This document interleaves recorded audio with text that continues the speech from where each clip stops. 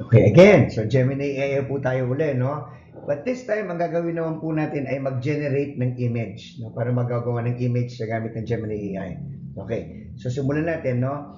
Ang kagandahan ng Gemini AI, pwede po siyang Tagalog, pwede po siyang English, kasi powered po siya by Google. So ayan, gumawa, Tagalogin natin para makita lang natin power, no? Gumawa ng larawan ng isang pusa, isang itim na pusa na may dalang bouquet, yung bouquet, i-English ko na lang po ha, ng bulaklak sa likod. Bulaklak sa likod. Bulaklak sa kanyang likod. Ayan, kanyang likod. Tapos, pwede po natin i-define yung art style niya, no? Gawin itong sa style na photorealistic para mukhang ano po siya, makatotohanan. Of course, syempre yung mga bata, mas parang drawing, pwedeng sketch din siya, something like that, no? Hindi ko po masyadong gagawin siya komplikado kasi generation lang naman po ng image. Malaking bagay po ito kasi gone are the days na ang ginagawa po natin pag kailangan magkaroon ng picture ay naghahanap po tayo ng picture sa Google or sa kahit anumang browser. Ang difficulty po is that minsan wala tayong mahanap na picture na hinahanap natin or kung meron man, usually foreigner. O kaya, meron minsan saktong-sakto, kaso may watermark naman.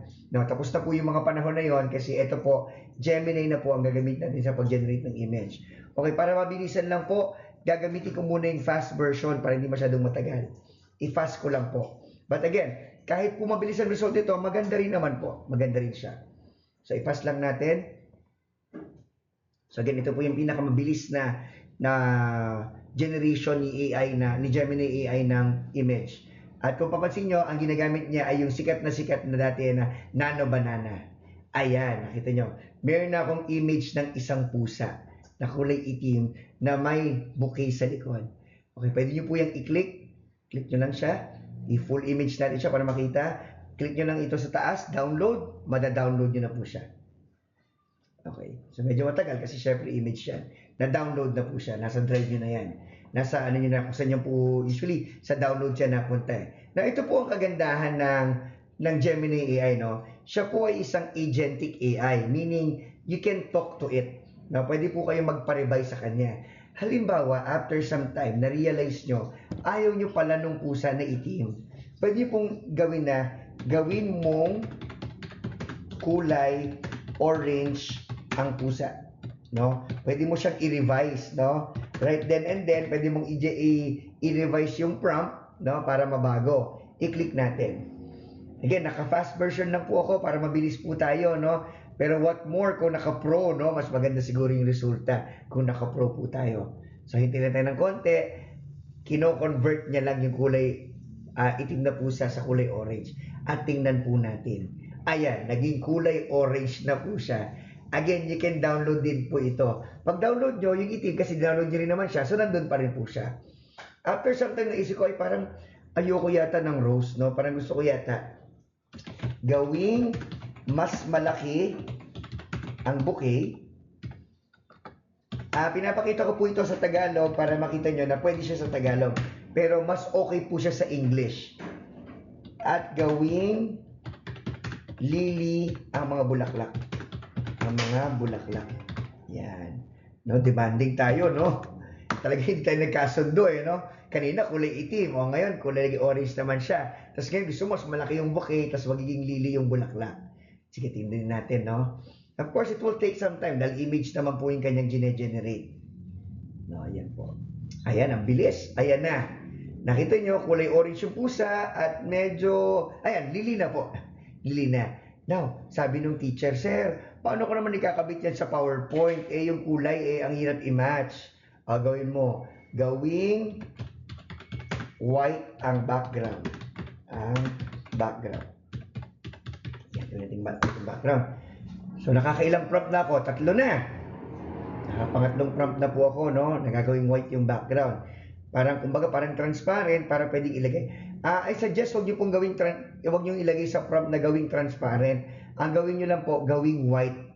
nababago naman po sa PowerPoint yun. Ano po? Kasi parang nagkakaroon yata siya ng effect kapag ginawa niyo transparent, parang nagiging background yung nagiging parang checkered yung background, na parang hindi siya totoong transparent. So I suggest gawing white ang background. Ayan na. So nakasagot siya ng demanding. Meron na tayong itim na naging orange, rose na naging lily, napalaki niya, at this time naging po siyang transparent yung background. Nagbago ulit yung isip mo, no? Sabi mo, gusto ko parang pencil sketch. Yan. Gawing pencil sketch ang style. Ito po yung parang drawing. Ang style. Napaka-demanding, no? Gusto mo pencil sketch naman ngayon. Ayan. Tingnan natin, ha? Again, we just have to wait for some time. Pwede rin po itong may reference. Kung gusto niyo may reference, halimbawa, yung pusa niyo ilalagay. Ang nakita niyo yung usong-uso ngayon, yung caricature, yun, nag-ano po siya. Yan, naka-pencil sketch na siya. Ang ganda na, naka-pencil sketch na siya. Ano po? No? Gawin natin, make it like a cartoon. Ay, naging English na. Sige, English ako nga. Make it cartoony. In-English ko na, ha? Cartoony and funny. Yan. Ang dami nating demand, no? Pamago-bago tayo ng isip. Again, this is the benefit of having Gemini AI as an agentic AI. Pwede ka makipag-usap. So, yan. Hintay lang po natin. Okay, habang naghihintay, no? Medyo iyayabang ko na ng konti. Yan, nakita nyo? Naka-cartoony na siya. Na, yan. At colorful na rin. Iyayabang ko na po ng konti, no? Napansin nyo, nakailang generate na po ako. At hindi nagrereklamo yung aking Gemini AI. At kung makikita nyo, nandun pa rin po ako sa free version. Ayan, no? Hinihinga niya pa rin po ako ng upgrade. Nasa free version pa rin po ako niyan. Kung ChatGPT po ito, after 3 prompts, tapos na po kayo. Magbabayad na kayo after 3 prompts.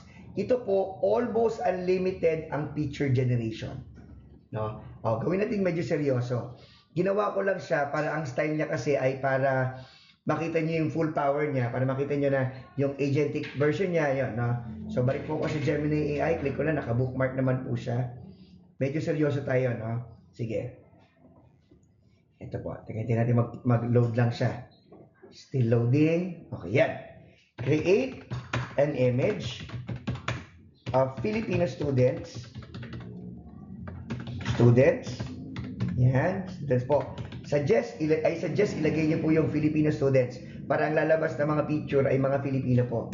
Planting eggplants in their school backyard. Yan. Ito, very essential po ito para sa mga nagtuturo ng agri. Kung ba, nagtuturo naman kayo ng basket weaving, pwede naman po yung basket weaving.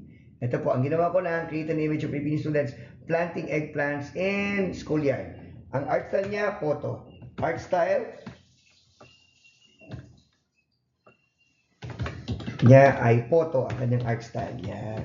Okay. Now, imagine nyo, ang ganda na naging resulta, no? Hindi pa po ako nagro-roll framework nito. What more kung real framework po ang inyong ginamit? I-play po natin. Again, naka-fast lang po ako, no? Para hindi tayo masyado magtagal.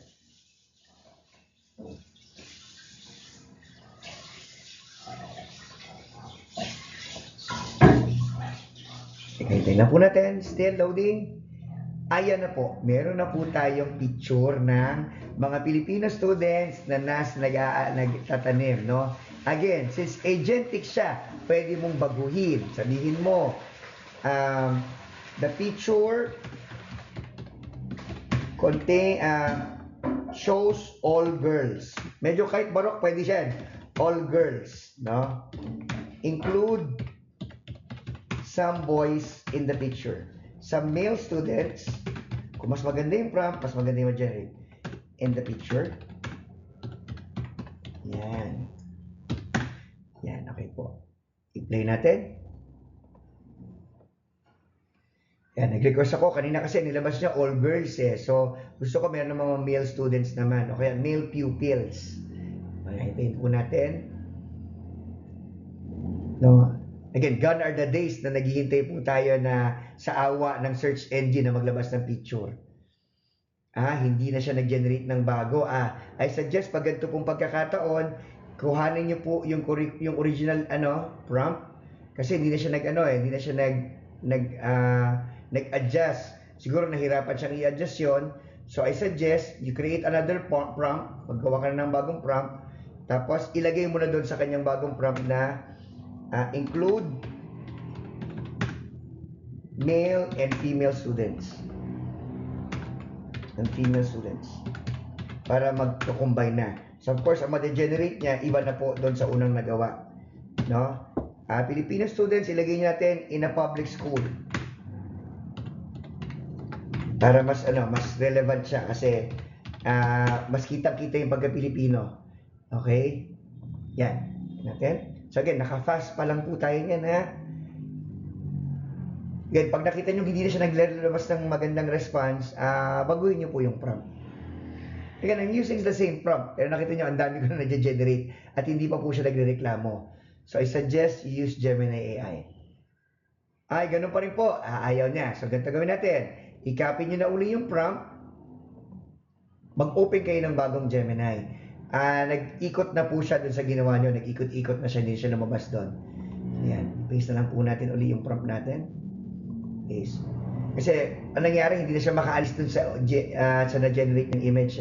Hintayin lang po natin mag-load yung Gemini. Para medyo mabagal yung internet ko po. Pasensya na. Ayan. No? Try natin ulit.